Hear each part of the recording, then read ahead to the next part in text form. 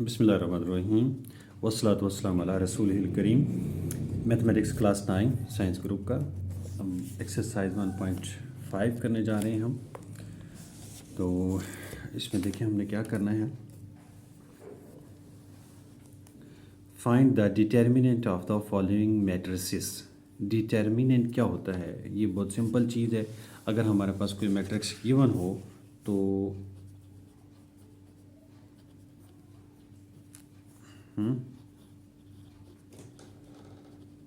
Determinant,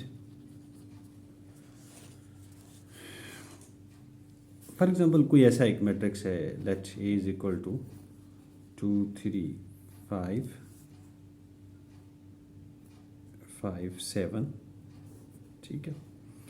तो इसका determinant जो है वो हम डेट से भी लिख सकते हैं, डेट ए, या इसको और नोटेशन भी इसकी है ये वाली, ठीक है, जिस तरह मॉड वैल्यू होती है, ठीक है। तो लेने का तरीका क्या है कि हम इन दोनों को इसको इससे मल्टीप्लाई करते हैं और इसको इससे मल्टीप्लाई, दो एरो जो है वो हम मैंने ड्रा कर दिए हैं। तो इस तरह से हम इसको मल्टीप्लाई करते हैं। 2 को 7 से मल्टीप्लाई करेंगे, 2 मैं लिख देता हूँ ताकि आपको आसानी हो जाए, 2 मल्टीप्लाई बाय 7, और 5 को 3 से, इनके दरमियान में नेगेटिव साइन होता है। ये नीचे से जो ऊपर एरो जा रहा है ये नेगेटिव साइन देता है, ठीक है। इसकी एक रीज़न है, फिर आगे जाके इसको डिस्कस करेंगे, लेकिन फिलहाल अभी आप ध्यान में रखें कि नीचे से ऊपर की तरफ जो एरो है उसको हमने नेगेटिव साइन देना है, ठीक है। 14 माइनस 15 इज इक्वल टू -1, ये इसका डिटर्मिनेंट आ गया। इस तरह हमने इसके डिटर्मिनेंट फाइंड करने हैं एक्सरसाइज 1 में, एक्सरसाइज 1.5 में। तो इसके देखते हैं हम। क्वेश्चन नंबर 1 पार्ट ए है, ए इज इक्वल टू -1 2 1 0 जी। तो अभी हम सिंपल है ए डिटर्मिनेंट, तो हम क्या करेंगे, इसको यूं और इसको यूं, ठीक है। -1 को मल्टीप्लाई किया 0 से, और फिर नेगेटिव आता है नीचे से ऊपर वाले की तरफ, 2 मल्टीप्लाई बाय 1 कर दिया। तो ये तो 0 ही आएगा, इसका तो कोई रिजल्ट नया नहीं आएगा। लेकिन 2 1 = 2, -2 बन गया जी। सेकंड पार्ट में हमारे पास है बी। बी की वैल्यू हमारे पास गिवन है 1 3 और 2 -2। तो बी का डिटर्मिनेंट क्या होगा, वही इस तरह से और इस तरह से, 1 मल्टीप्लाई बाय 2। अभी मैं लिख रहा हूँ, वैसे आप डायरेक्ट मल्टीप्लाई करके लिखेंगे, कोई इशू नहीं है, ठीक है। तो 1 मल्टीप्लाई बाय 2 यानी -2 आ गया, और ये -6 आ गया। टोटल कितना हो गया, टोटल कितना हो गया, -8, ठीक है। इसी तरह थर्ड पार्ट है हमारे पास सी। सी की वैल्यूज़ क्या है, 3 2 3 2 3 2 3 2। तो सी का डिटर्मिनेंट क्या आएगा, अब मैं डायरेक्ट मल्टीप्लाई करके लिखूंगा बगैर किसी, 3 मल्टीप्लाई बाय 2 6, माइनस ये नीचे से ऊपर की तरफ, आंसर 0 आ गया। फिर इसी तरह हमारे पास लास्ट इसका है डी। डी की वैल्यू हमारे पास है 3 2 1 4 जी। तो डी का डिटर्मिनेंट क्या आएगा, डी का डिटर्मिनेंट आ जाएगा 3 मल्टीप्लाई बाय 4 और 1 मल्टीप्लाई बाय, यानी 3 टाइम 4 12 और 1 टाइम 2, मतलब आ गया 10, ठीक है। इसको कहते हैं डिटर्मिनेंट ऑफ द मैट्रिसेस या मैट्रिक्स। उसके बाद हमारे पास क्वेश्चन आ गया है कि find which of the following matrices are singular और नॉन सिंगुलर। कौन सा सिंगुलर है और कौन सा नॉन सिंगुलर है, ठीक है। ये थोड़ा सा हम आपको पीछे से डेफिनेशन से दिखाते हैं कि इसमें क्या चीज़ होती है, सिंगुलर किसे कहते हैं, नॉन सिंगुलर किसे कहते हैं जी। ये यहाँ पर आप देखें, a square matrix A is called singular if the determinant of A is equal to 0. Determinant equal to zero है तो सिंगुलर है, अदरवाइज नॉन सिंगुलर है। डिटर्मिनेंट अगर उसका ज़ीरो आ जाए तो वो सिंगुलर है, और अगर डिटर्मिनेंट नॉन ज़ीरो है तो वो नॉन सिंगुलर हो जाएगा। आपको याद करना आसान हो जाएगा। यानी ज़ीरो है तो सिंगुलर है, और नॉन ज़ीरो है तो नॉन सिंगुलर है। इसको हम देखते हैं।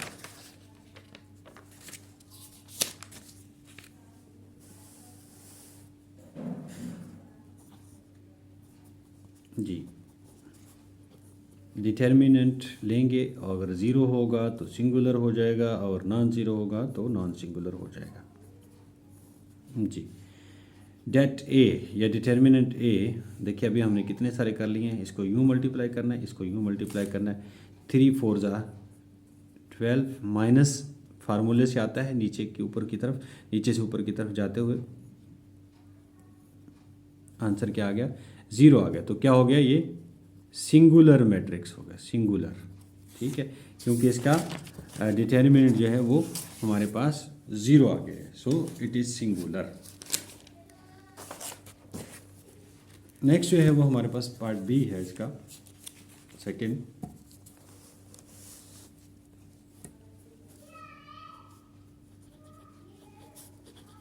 B is equal to 4 3 1 2। तो ये देखिए डिटर्मिनेंट इसका क्या आएगा? ऐसे और ऐसे। 4 2 ज़ा 8 माइनस 3 1 ज़ा 3 इज इक्वल टू 5। तो ये हो गया कि नॉन ज़ीरो हो गया है।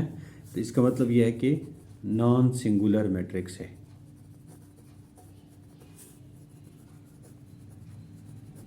ठीक होगा। फिर है हमारे पास सी, नंबर 3 पे सी है। सी की वैल्यूज़ क्या हैं? 7 9 और 3 5। जी, सी का डिटर्मिनेंट क्या आएगा? 3 5 ज़ा और 7 5 ज़ा 35 माइनस, ये माइनस जो है फार्मूले से है, और 3 मल्टीप्लाई बाय -9, ये -27 हो जाएगा। देखिए इसमें थोड़ा सा आपने फ़र्क रखना है, दिमाग इस्तेमाल करना है। कहीं ऐसा ना करें कि भाई एक माइनस ये लगा दिया और इस माइनस को ड्रॉप कर दें, या ये है कि ये वाला माइनस यूज़ कर लें और ये वाले इस माइनस को ड्रॉप कर दें। ठीक है, दोनों माइनस को आपने कंसीडर करना है और दोनों को शामिल रखना है। इसको इससे मल्टीप्लाई किया 35 आ गया, और 3 को 9 से मल्टीप्लाई किया 27 आ गया। लेकिन ये माइनस जो है वो एज इट इज़ रहेगा, और ये माइनस जो है आउटसाइड द ब्रैकेट, ये बाय फार्मूला है। जी, अब माइनस और माइनस क्या हो जाएंगे? प्लस हो जाएंगे, और 35 प्लस 27, जी, तो ये आ जाएगा 62, एग्जैक्टली 62 आ जाएगा। नॉन ज़ीरो आ गया है, तो ये नॉन सिंगुलर भी हो गया। ठीक है, उम्मीद आपको इसकी समझ आ रही होगी। ये बहुत इजी काम है। पार्ट डी जो है वो मैं आपके लिए छोड़ देता हूँ, वो आप खुद कर लीजिएगा। Find the multiplicative inverse of each if exist. Multiplicative inverse क्या होता है?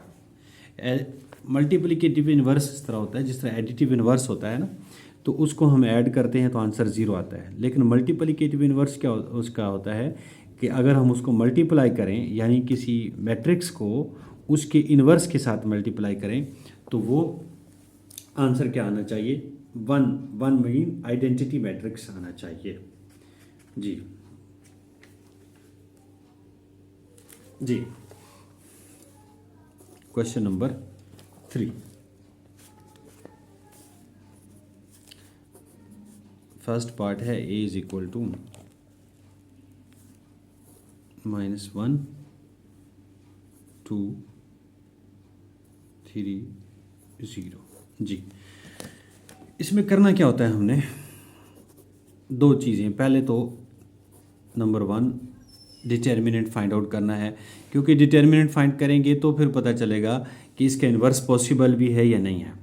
अगर कोई मैट्रिक्स जो है उसको हम डिटर्मिनेंट लेते हैं तो क्या होता है, ये काम करते हैं। -1 को 0 से मल्टीप्लाई किया, 0 आ गया, और ये माइनस किसका आ गया?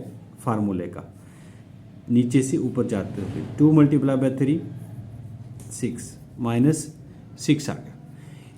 अब ये नॉन ज़ीरो है, ये क्या है, नॉन ज़ीरो है। अगर इसका डिटर्मिनेंट ज़ीरो आ जाता, मतलब ये सिंगुलर मैट्रिक्स होता, तो इसका हम इन्वर्स फाइंड नहीं कर सकते। और अगर ये नॉन ज़ीरो आ गया है, इसका नंबर कोई आ गया है, कोई वैल्यू आ गई है इसके ज़ीरो के अलावा, तो अब ये नॉन सिंगुलर मैट्रिक्स है, और नॉन सिंगुलर मैट्रिक्स का इन्वर्स हम फाइंड कर सकते हैं। नॉन सिंगुलर मैट्रिक्स का इन्वर्स हम फाइंड कर सकते हैं। अब इन्वर्स का फार्मूला जो है वो उसमें हमारे पास क्या है, A inverse is equal to adjoint A, जी, adjoint of A over A determinant. अब ये चीज़ जो है क्या है, एडजॉइंट ऑफ ए किस बला का नाम है, ये मैं आपको बताता हूँ। आप ये बस अभी फार्मूला नोट कर लें, adjoint of A over A determinant, ठीक है। एडजॉइंट ऑफ ए क्या होता है, किसी मैट्रिक्स का एडजॉइंट हम किस तरह से फाइंड आउट करते हैं। एक तो ये डिटर्मिनेंट की फॉर्म में आता है, डिटर्मिनेंट की फॉर्म में आता है, ये डिटर्मिनेंट का फॉर्म शक्ल है, ठीक है। इसको हमारे पास जो मैट्रिक्स है इसकी दो मतलब पोजीशंस हैं। एक ये पोजीशन है, एक ये पोजीशन है, इसकी हमने क्या करना है, जगह तब्दील कर देनी है। -1 ज़ीरो की जगह पे आएगा और ज़ीरो -1 की जगह पे आ जाएगा। दूसरा जो डायगोनल है इसकी हमने साइन चेंज करने हैं, इसके क्या करने हैं, साइन, 3 -3 आ जाएगा और 2 -2 आ जाएगा। ये सिंपल काम है। फर्स्ट डायगोनल की प्लेस चेंज करते हैं और सेकंड डायगोनल का साइन चेंज करते हैं, इसको क्या कहते हैं, एडजॉइंट ऑफ द ए, ठीक है जी। अब इन्वर्स के फार्मूले में हम इसको पुट करने जा रहे हैं, ठीक है।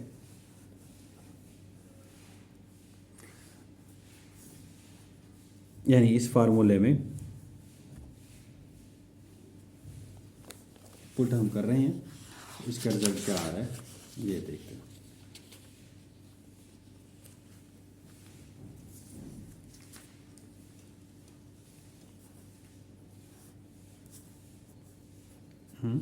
सिंपल मैट्रिक्स की शक्ल में आ रहा है जी। ये ऐसे ही रहेगा, एज इट इज़ रहेगा। 0 -3 -2 और -1 ओवर एडजॉइंट की वैल्यू क्या, सॉरी डिटर्मिनेंट की वैल्यू क्या आई हुई है, -6 आ जाएगा, -6। अब -6 अगर किसी से डिवाइड हो रहा है तो उसको आप डिवाइड कर लो, अगर नहीं डिवाइड हो रहा तो छोड़ दो, ठीक है। अगर आप डिवाइड करेंगे तो क्या रिजल्ट बनेगा, 0 से डिवाइड करेंगे तो 0 ही आएगा, उसमें तो कोई चेंज नहीं आएगी। -3 डिवाइडेड बाय -6 करेंगे तो 1/2 आ जाएगा, और -2 डिवाइडेड बाय -6 करेंगे तो 1/3 आ जाएगा, और -1 डिवाइडेड बाय -6 करोगे तो 1/6 आ जाएगा। पॉजिटिव हो गए हैं और थोड़े से कोई शॉर्ट भी हो गए, ठीक है। इसको हम कहते हैं inverse of the multiplicative inverse of the matrix. तो किसी भी मैट्रिक्स का इन्वर्स फाइंड आउट करने के लिए सबसे पहले हमें क्या चीज़ चाहिए, हमें चाहिए उसका डिटर्मिनेंट, और डिटर्मिनेंट से हम डिसाइड करते हैं कि इसका इन्वर्स पॉसिबल है या नहीं पॉसिबल। और अगर पॉसिबल हो तो फिर ये फार्मूला है, इस फार्मूले के तहत जो है वो हम एडजॉइंट फाइंड आउट करते हैं, और एडजॉइंट फाइंड आउट करने के बाद हम इसका इन्वर्स फाइंड आउट करते हैं, ठीक है। इसका सेकेंड पार्ट है